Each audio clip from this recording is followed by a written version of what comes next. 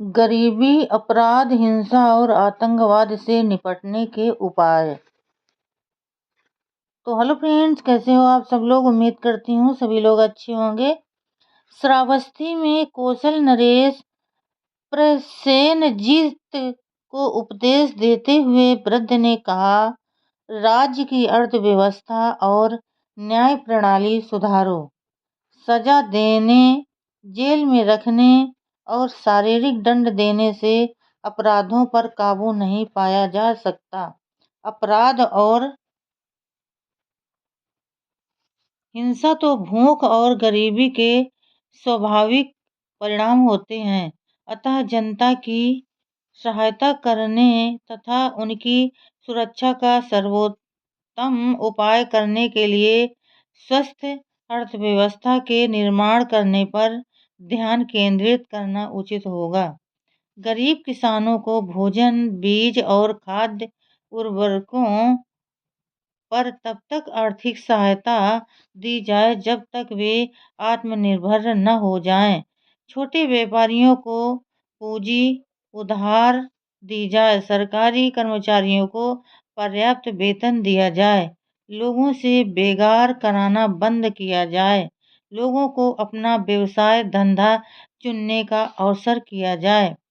जब लोग अपने अपने काम धंधे में लग जाएंगे, कोई एक दूसरे को परेशान नहीं करेगा, अर्थव्यवस्था में सुधार आएगा और राज्य की आमदनी बढ़ेगी। जनता में अमन, चैन और खुशहाली आएगी। लोग बच्चों को अपनी गोद में लेकर खुशी से नाचे गाएंगे और दरवाजे खुले छोड़कर सोएंगे। इस तरह बुद्ध ने कानून व्यवस्था और अमन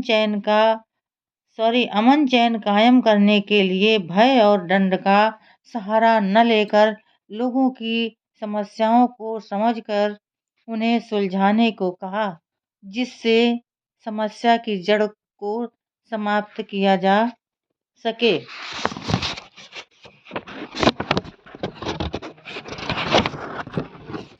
आज तक भारतवर्ष में कश्मीर से लेकर उत्तर पूर्व के विभिन्न राज्य हिंसा और आतंकवाद से जूझ रहे हैं। बुद्ध की कूटदंत सूत्र में दी गई शिक्षा और अधिक प्रासंगिक जान पड़ती है। शासन में धम्म।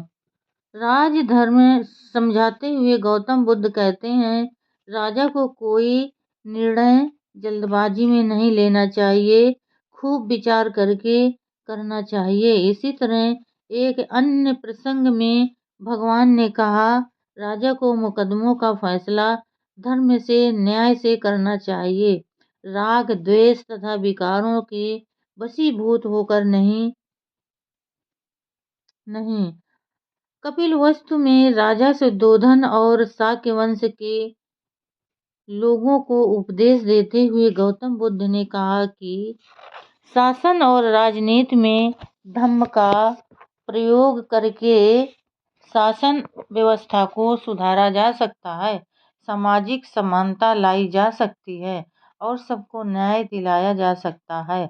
बुद्ध ने कहा, जब राजनीतिज्ञ पर्याप्त बुद्धिमान और प्रेम भाव से युक्त होगा तो वह निर्धनता, कष्टों और उत्पीड़न विषयक सत्य स्थिति को समझ सकेगा। ऐसा व्यक्ति शासन व्यवस्था में ऐसे सुधार कर सकता है जिससे अमीरी और गरीबी के बीच की खाई कम हो सके और अन्य लोगों के साथ बल प्रयोग की आवश्यकता की समाप्त हो जाए। मेरे मित्रों, राजनीतिज्ञों और शासकों को स्वयं एक उदाहरण बन जाना चाहिए। विलासितापूर्ण जीवन की गोद में मत पड़े रहो, क्योंकि धन ही आप लोगों एवं प्रजाजनों के बीच सर्वाधिक बाधाएं बनकर उपस्थित होता है। सदा और सर्वांग जीवन जियो। अपना समय लोगों की सेवा में लगाओ, न कि भोग विलास में। यदि नेता स्वयं अच्छा उदाहरण प्रस्तुत नहीं करता तो वह लोगों का प्रेम और सम्मान कैसे अर्जित कर सकता है।